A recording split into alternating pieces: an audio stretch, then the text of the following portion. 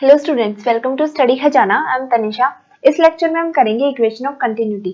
ठीक है, तो इक्वेशन ऑफ कंटिन्यूटी का कई बार डेरिवेशन में पूछ लिया जाता है, वरना इससे न्यूमेरिकल इंपॉर्टेंट होता है। ठीक है, तो first one is equation of continuity. Equation of continuity. ठीक है, तो equation of continuity, mainly equation of continuity में क्या बोला जाता है कि हम कोई एक ट्यूब लेते हैं। ठीक है, जैसे मेरी एक ट्यूब ऐसे है यहाँ से,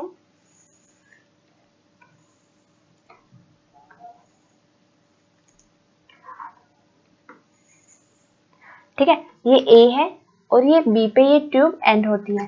ठीक है, तो मेनली इसमें इक्वेशन ऑफ कंटिन्यूटी में क्या बोला जाता है कि अगर कोई मेरा लिक्विड एंटरिंग है फ्रॉम द पॉइंट A, यहाँ से अगर मेरा कोई लिक्विड एंटरिंग है, ठीक है, ऐसे एंटर होता है लिक्विड, तो यहाँ से जो एग्जिट होगा तो उसमें क्या होगा, मेनली वो सेम ही वॉल्यूम से, ठीक है, सेम वॉल्यूम से वो एग्जिट होता है। ठीक है, तो यहाँ से जैसे ऐसे,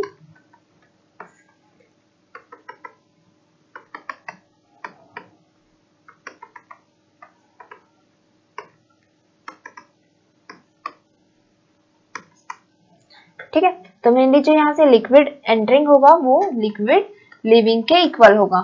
ठीक है, तो लिक्विड एंटर होता है मेरा ट्यूब ए से और यहाँ पे बी पे वो एंड हो जाता है। ठीक है, तो लिक्विड एंटरिंग यहाँ पे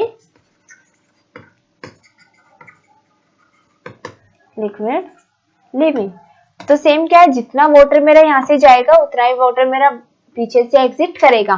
ठीक है, तो मेनली जितना मेरा लिक्विड एंटर होता है किसी भी एक ट्यूब में, उसकी वॉल्यूम सेम होती है जितना वो लिक्विड लीव कर रहा है। इट मींस कोई भी मेरा जो ट्यूब में वाटर का कोई भी लॉस नहीं हो रहा है, वो जितना भी है, जितना एंटर हुआ उतना ही ज्यादा लीव हो गया है। ठीक है, तो यही मेरी इक्वेशन ऑफ कंटिन्यूटी है कि वो जो मेरा लिक्विड है उसकी वॉल्यूम कंटिन्यूअस है। ठीक है, तो इसके लिए डेरिवेशन करते हैं, इसे प्रूव करेंगे। तो शुरुआत में कंसीडर करते हैं, consider a non-viscous liquid in streamline through a tube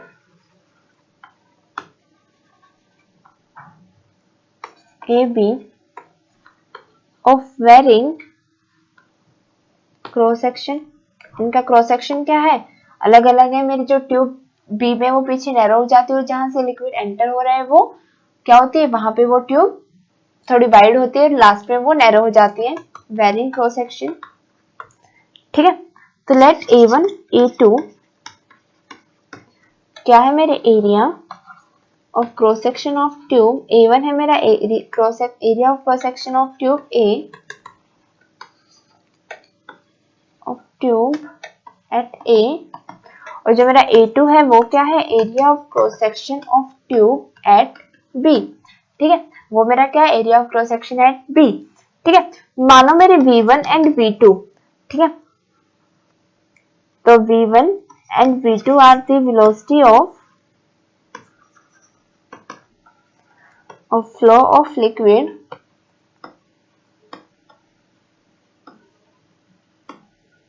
at A and B respectively।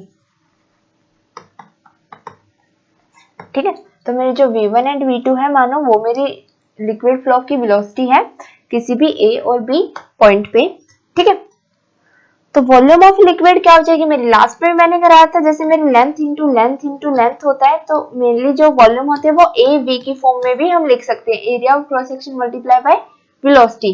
ठीक है, तो ये बात आपको पता है। ठीक है, तो volume of liquid flow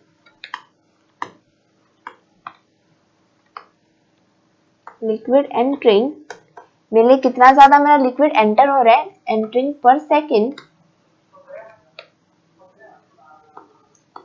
eight A is equals to A1 V1। Mainly जो volume of liquid entering per second है वो क्या है, लिक्विड जो मेरा एंटर हो रहा है A ट्यूब से वो क्या है, A1 V1। और मेनली जो मेरी वेलोसिटी ऑफ, तो मेनली मास ऑफ लिक्विड क्या हो जाएगा, मेरा मास क्या होता है, volume per unit eight A, तो ये मेरी वॉल्यूम हो जाएगी। तो मेरा मास क्या हो जाएगी, रॉ इनटू वॉल्यूम, तो मास ऑफ लिक्विड एंटरिंग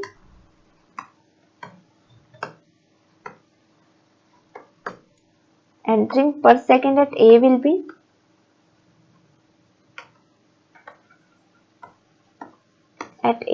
वो क्या हो जाएगा, m हो जाएगा मेरा A1 V1 रो 1, ठीक है। मास मेरा क्या हो जाएगा A1 V1 रो 1, ठीक है। तो अब हम क्या लेंगे, सिमिलरली जो मेरा मास होगा, मास ऑफ लिक्विड लिविंग पर सेकेंड एट बी, वो क्या हो जाएगा, मेनली जो वॉल्यूम हो जाएगी वो क्या हो जाएगी A2 V2। तो जो मेरा मास हो जाएगा वो क्या हो जाएगा, mass will be A2 V2 rho 2। तो जो मेरा मास क्या हो गया है ये, ठीक है। अगर हमने लिया कि मेरे if there is no loss in mass of the liquid, तो जो मेरे equation first and equation second है ये क्या होंगे, दोनों equal. If there is no loss of liquid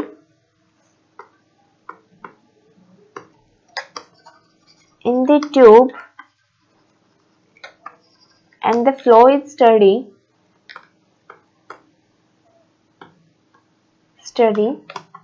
then क्या हो जाएगा मेरा, mass of liquid entering per second at A is equals to mass of liquid leaving per second at B। mass of liquid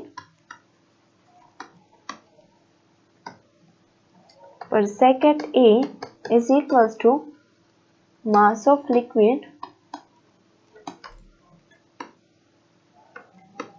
leaving per sec at B, ठीक है। तो simply यहाँ से मिल जो दोनों इक्वेशन है वो क्या हो जाएंगी, equate that is A1 V1 rho 1 is equals to A2 V2 rho 2, ठीक है। अब देखो, अब मेरा मेनली मैंने क्या लिया, इफ अगर लिक्विड इज इनकम्प्रेसिबल, तो अगर लिक्विड इनकम्प्रेसिबल होता है तो जो मेरी डेंसिटीज होती है वो इक्वल होती है, ठीक है। If liquid is incompressible then rho 1 will be equals to rho 2। तो मेरा rho 1 is equals to rho 2 आ जाएगा। तो यहाँ से क्या आ जाएगा, फ्रॉम इक्वेशन थर्ड से if rho 1 is equals to rho 2, तो इक्वेशन फर्स्ट में मैं करूंगी A1 V1 rho is equals to A2 V2 rho, as rho is equal it can be cancel out, that is यहाँ से क्या A1 V1 is equals to A2 V2। तो जो मेरा पहले एंटर हो रहा था, जो मेरी वॉल्यूम एंटर हो रही थी वही मेरी वॉल्यूम क्या है लिविंग पे। तो यहाँ से हम क्या देख सकते हैं कि जो वॉल्यूम है वो क्या है कांस्टेंट। तो वॉल्यूम क्या है कांस्टेंट, क्योंकि देखो ये मेरी क्या थी, ये थी मेरी जब वो एंटर हो रही थी, ठीक है। जब मेरी जो लिक्विड है वो एंटर हो रहा था किसी ट्यूब में, उसकी वॉल्यूम थी A1 V1, और जब वो मेरा वॉल्यूम, ठीक है, जो वो मेरा लिक्विड, ठीक है, क्या था एग्जिट कर रहा था, लीव कर रहा था वहां से, तो A2 V2। तो A भी यहाँ से क्या आया कांस्टेंट, ठीक है। AV is equals to constant, that is volume is constant, this is known as the equation of continuity, as the equation of continuity, ठीक है। तो ये क्या है मेरी इक्वेशन ऑफ कंटिन्यूटी। तो यहाँ से हम देख सकते हैं इज इक्वल्स टू कांस्टेंट है, तो जो V is inversely proportional to A होगा। तो जो मेरी वेलोसिटी है वो inversely proportional to area of cross section होती है। तो अगर बहुत ज्यादा एरिया ऑफ क्रॉस सेक्शन होगा तो जो मेरी वेलोसिटी होगी वो कम होगी, ठीक है। It means that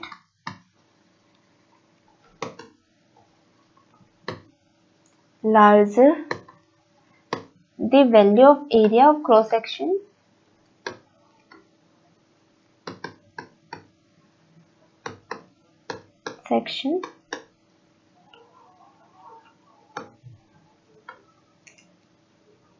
lesser will be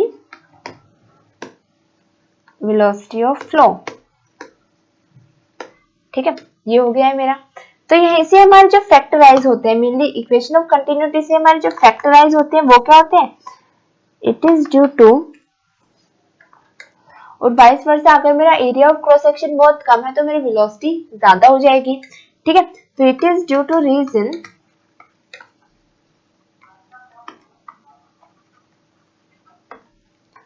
जो डीप वाटर होता है, deep water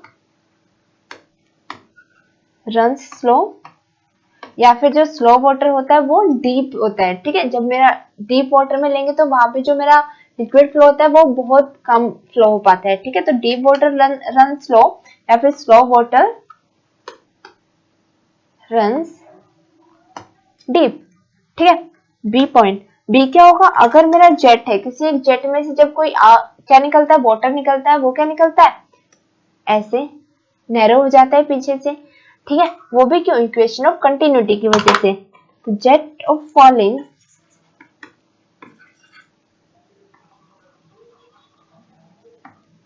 falling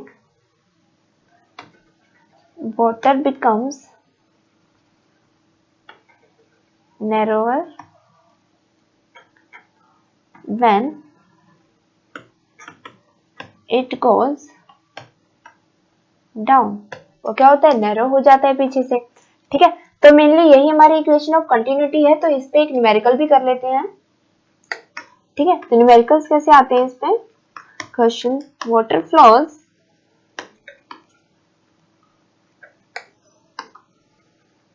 through a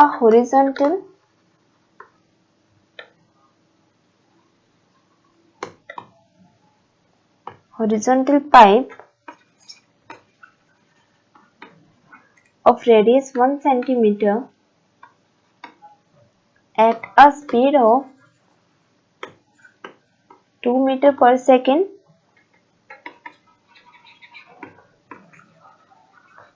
what should be diameter of its nozzle if the water is to come out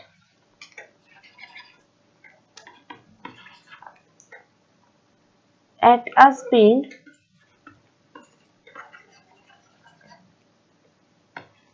of 10 meter per second। ठीक है, तो question में क्या दिया गया है, water flows through a horizontal pipe, water flows through a horizontal pipe, एक horizontal pipe में से वाटर फ्लो कर रहा है जिसकी रेडियस है 1 सेंटीमीटर। माना कि मेरा ऐसे पाइप है, इसमें से फ्लो कर रहा है वाटर। ठीक है, इसकी रेडियस कितनी है, 1 centimetre. It should be, what should be, and the speed, speed किस वेलोसिटी से मूव करे, 2 मीटर पर सेकंड से। ठीक है, what should be the diameters of its nozzle if the water is to come out at a speed of 10 metre पर second. तो जो इसके नोजल है इसका डायमीटर क्या होना चाहिए अगर ये वेलोसिटी मेरी 10 मीटर पर सेकंड है। ठीक है, एंटर कर रही है मेरी जब 1 थी तो 2 मीटर पर सेकंड से, तो मेरी वेलोसिटी, हमें पता है area of cross section into velocity क्या होना चाहिए, कांस्टेंट होना चाहिए। तो जब मेरी एरिया यहाँ से हम निकाल लेंगे, ठीक है, तो area of area multiply by velocity, ठीक है, वो क्या होना चाहिए, इस एरिया के वेलोसिटी की वैल्यू में गिवन है तो मेनली में एरिया निकाल लेंगे। एरिया से हमें पता है डायमीटर निकाला जा सकता है। ठीक है, तो यहाँ से हम निकालेंगे d1 is equals to 2r1 that is 2 centimetre हो जाएगी। ठीक है, d2 हमें फाइंड आउट करनी है। ठीक है, तो v1 कितने मेरे 2 metre per second and the v2 is equals to 10 metre per second. ठीक है, तो according to equation of continuity जो a1 v1 है वो किसके इक्वल होगा, a2 v2 के। इक्वेशन ऑफ कंटिन्यूटी क्या हो जाएगा मेरा, a1 v1 is equals to a2 v2। ठीक है, तो यहां से क्या हो जाएगा मेरा, a1 क्या होगा, पाई d1 square by 4, pi r1 square होगा तो वो क्या होगा, r1 बाय 2 का square that is d1 square by 2 multiply by v1 is equals to pi d2 square by 4 multiply by v2।